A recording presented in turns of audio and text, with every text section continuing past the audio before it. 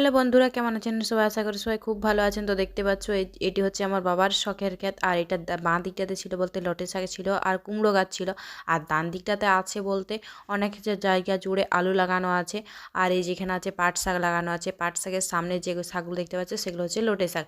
আর এই যে আলু গাছ দেখতে পাচ্ছ, আলু গাছের মাঝখানে লাগিয়েছে অনেকগুলো কুমড়ো গাছ। এই যে যাতে আলুগুলো যখন নিয়ে নেওয়া হবে তারপরে যেমন ওই মানে কুমড়ো গাছগুলো পুরোটা মেলা হবে তখন কুমড়ো ধরবে।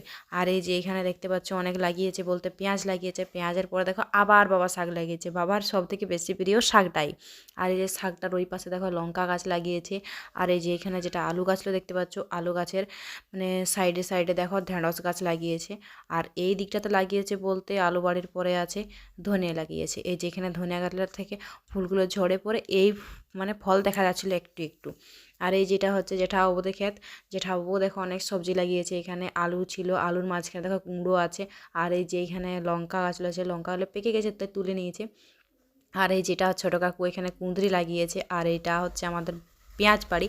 তো দেখো পেঁয়াজটা কি সুন্দর ফুল ফুটেছে।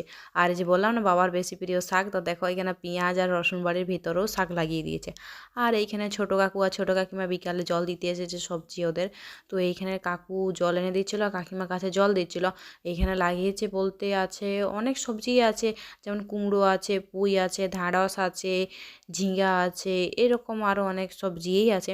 আর এই যে এখানে দেখতে পাচ্ছ এই যে পাঁচটা তো অনেক সবজিগুলোই লাগিয়েছে। আর এখানে দেখো ফুলটা কি সুন্দর লাগছে দেখতে।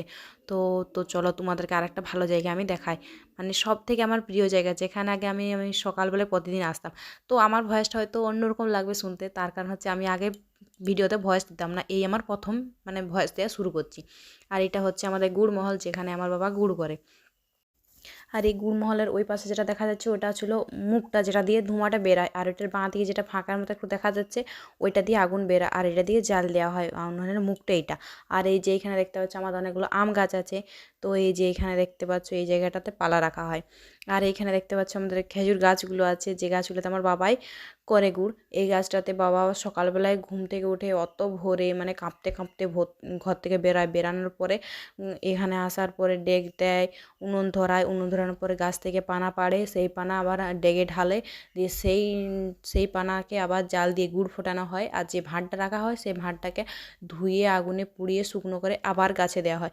তো বাবা গাছে দুবার ওঠে প্রতিদিন, সকালে আর সন্ধ্যা। বাবা এখন আর অতটা পারে না, তাই ভাই অনেকটা হেল্প করে দেয় বাবাকে। আর এটা হচ্ছে আমাদের অর্জুন বাগান। আর অর্জুন বাগানের মাঝখানে যতগুলো দেখতে পাচ্ছি খেজুর গাছ, এগুলো সব আমার বাবাই কামায়।